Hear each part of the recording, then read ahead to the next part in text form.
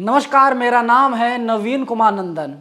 ये भारतीय जनता पार्टी वाले क्या करते हैं? ये चाहते हैं पूरे देश पर इनका कब्जा हो, हर एक राज्य में इनकी सरकार हो। ये लोग डर के मारे मनीष सिसोदिया के घर पर, उनके दफ्तर पर, उनके कई ठिकानों पर सीबीआई के छापे मरवा रहे हैं। और अब मनीष सिसोदिया को ऑफर भी आ गया है, आप भाजपा में आ जाइए, सीबीआई जांच बंद हो जाएगी। आज जब देशवासियों की सुबह सुबह आंख खुली तो उन्होंने देखा मनीष सिसोदिया ने ट्वीट किया है। सिसोदिया ने ट्वीट करते हुए लिखा, मेरे पास भाजपा का संदेश आया है, आप तोड़कर भाजपा में आ जाओ, सारे सीबीआई ईडी केस बंद करवा देंगे। मेरा भाजपा को जवाब, मैं महाराणा प्रताप का वंशज हूँ, राजपूत हूँ, सर कटा लूंगा, लेकिन भ्रष्टाचारियों षड्यंत्रकारियों के सामने झुकूंगा नहीं। मेरे खिलाफ सारे केस झूठे हैं, जो करना है कर लो। एक खुला चैलेंज भारतीय जनता पार्टी को दिया जा रहा है। नरेंद्र मोदी, अमित शाह और बीजेपी में जितने तमाम कद्दावर नेता हैं, जेपी नड्डा, तमाम जितने नेता हैं, इन लोगों को लगता है हर एक राज्य में इनकी सरकार होनी चाहिए, तभी ये लोग उस राज्य को लूट पाएंगे। और ये सच भी है, अगर इनके पास पैसे नहीं होते हैं ये लोग महाराष्ट्र में सरकार नहीं बना पाते हैं। अगर बिहार के विधायक भी बिकाऊ होते, बिक जाते, तो वहां पर आज भारतीय जनता पार्टी की सरकार होती। लेकिन बिहार है, कहते हैं यहाँ पर उड़ती चिड़िया को भी हल्दी लगाया जाता है। नरेंद्र मोदी वहाँ से फेल हो गए, अमित शाह वहाँ से फेल हो गए, उन्होंने अब दिल्ली पर अपना हाथ डाला। इन लोगों ने कहा चलो अब दिल्ली में देखते हैं दिल्ली में क्या होता है। प्रदेश अध्यक्ष पहले मनोज तिवारी हुआ करते थे दिल्ली के, उन्हें हटा दिया गया। इसके बाद आदेश गुप्ता जो निगम पार्षद हैं उनको लाया गया, उनको बीजेपी का दिल्ली का प्रदेश अध्यक्ष बनाया गया। लेकिन वो भी कुछ चमत्कार नहीं कर पा रहे हैं, वही हो रहा है ढांक के तीन पात। अब आप देख लीजिए, दिल्ली में एमसीडी का चुनाव नहीं हो रहा है, बीजेपी को डर सता रहा है। अगर दिल्ली में एमसीडी के चुनाव हो जाते हैं तो दिल्ली में भारतीय जनता पार्टी हार जाएगी और ये लोग नया अपना पैतरा चले। इन्होंने कहा पूरे दिल्ली का एक मेयर होगा। पहले 3 एमसीडी हुआ करती थी, नॉर्थ एमसीडी, साउथ एमसीडी और ईस्ट एमसीडी। इन तीनों एमसीडी को इन लोगों ने एक एमसीडी कर दिया, दिल्ली का एक मेयर होगा।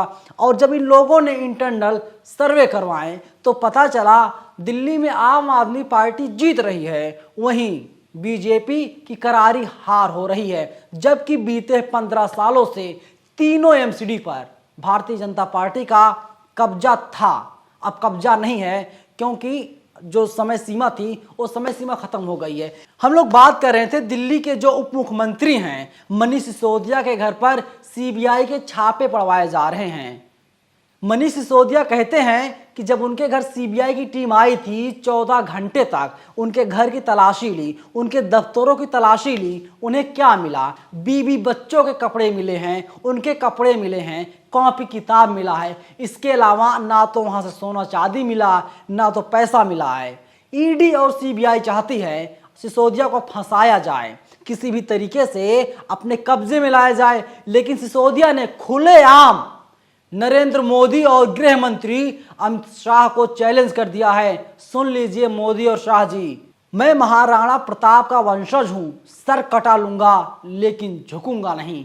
बीजेपी में खलबली मची हुई है। बीजेपी के तमाम नेता, तमाम प्रवक्ता, मनोज तिवारी जिन्हें आप रिंकिया के पापा के नाम से जानते हैं, रिंकिया के पापा एक टीवी डिबेट में बैठते हैं, बड़े कंफ्यूज हो जाते हैं। कभी कहते हैं 100 करोड़ घोटाला है, कभी कहते हैं हजारों करोड़ का घोटाला है, फिर कहते हैं नहीं साहब 8000 करोड़ का घोटाला इसमें होना था, हुआ नहीं है, घोटाला होना था। और इसी के डर के चलते जब भारतीय जनता पार्टी सामने आ गई, सिसोदिया शराब और शिक्षा दोनों विभाग के मंत्री हैं, सिसोदिया को लगा अब ये लोग फंस जाएंगे, इसीलिए जो नई आबकारी नीति आई थी, आबकारी नीति को इन लोगों ने वापस ले लिया। लेकिन दोस्तों, किस तरीके से दिल्ली की जनता को गुमराह करने का काम बीजेपी कर रही है। बीजेपी ये भी कह रही है कि अगर आप लोग ईमानदार जांच होने दीजिए, तो सवाल यही खड़ा होता है जो अपोजिशन के लीडर हैं अखिलेश यादव, मायावती, लालू यादव, ये जो गैर भाजपाई हैं,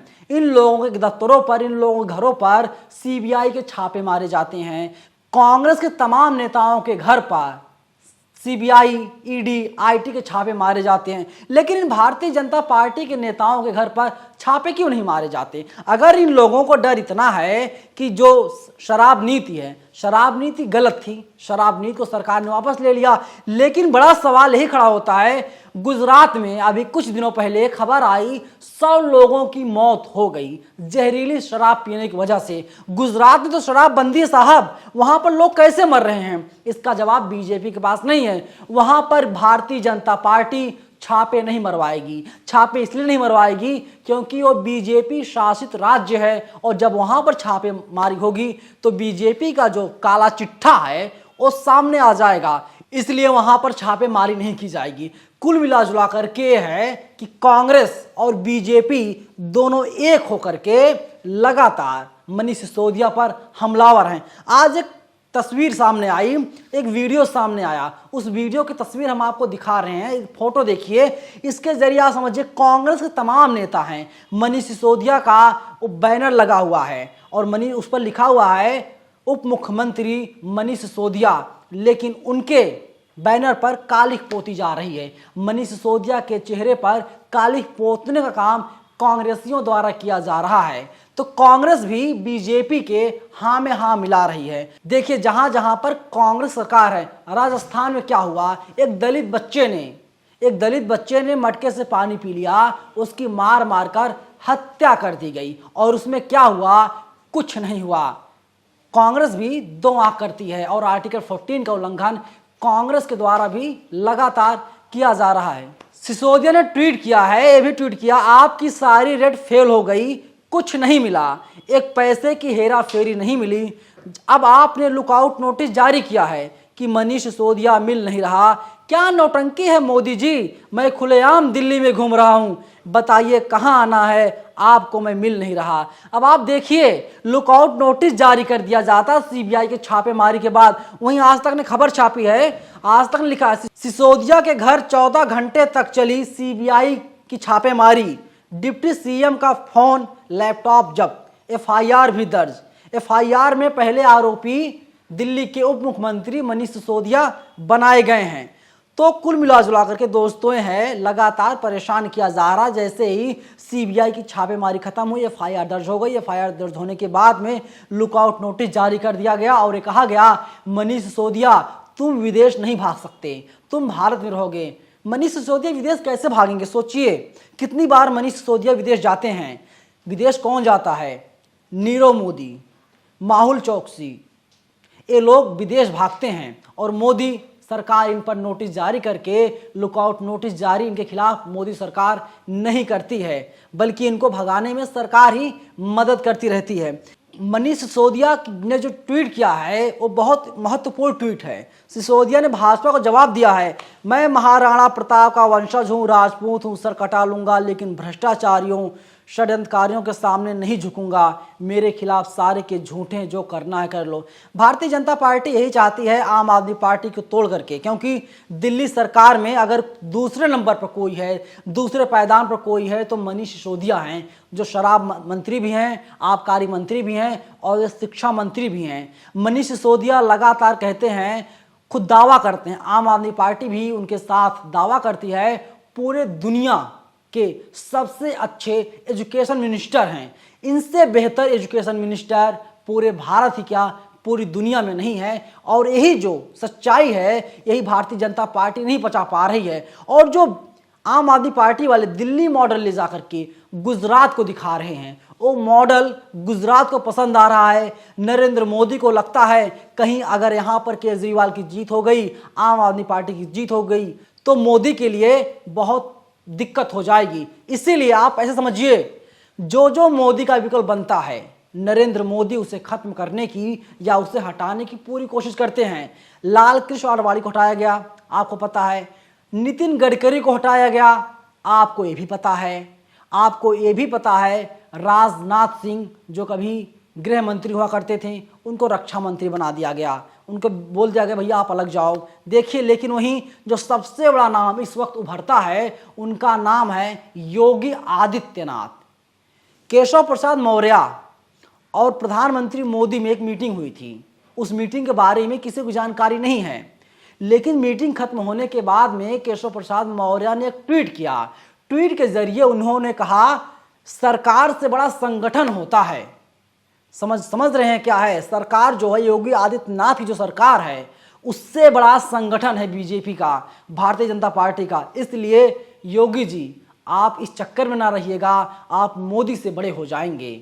और कुछ लोगों का इतना कहना है ये जो मीटिंग हुई है दोनों के बीच में, केशव प्रसाद मौर्य और मोदी के बीच में, ये कहीं ना कहीं बता रही है योगी आदित्यनाथ को गिराने की कोशिश लगातार किया जा रहा है।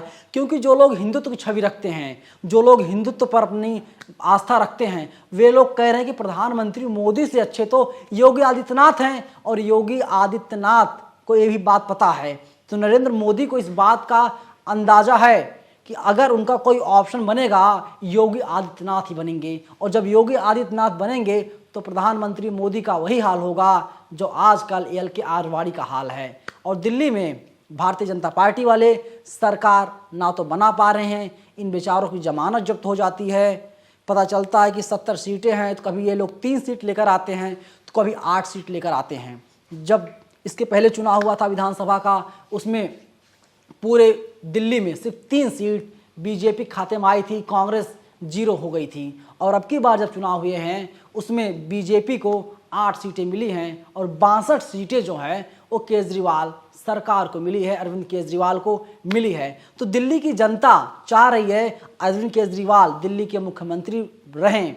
और वहीं भारतीय जनता पार्टी को ये बात रास नहीं आ रही है। इसीलिए मनीष सिसोदिया को तोड़ करके बीजेपी वाले सोच रहे थे सरकार बना लेंगे या कोई नई प्लानिंग करेंगे, क्योंकि दिल्ली सरकार में दूसरा ओहदा मनीष सिसोदिया का है। लेकिन मनीष सिसोदिया ने साफ कर दिया है वे आम आदमी पार्टी में रहेंगे और भारतीय जनता पार्टी में अब वे जाने वाले नहीं हैं। दोस्तों, पूरे वीडियो पर आप लोगों की क्या राय है? अपनी राय हमें ज़रूर बताइएगा। अगर वीडियो पसंद आए तो शेयर अपने दोस्तों में ज़रूर कीजिएगा। शुक्रिया।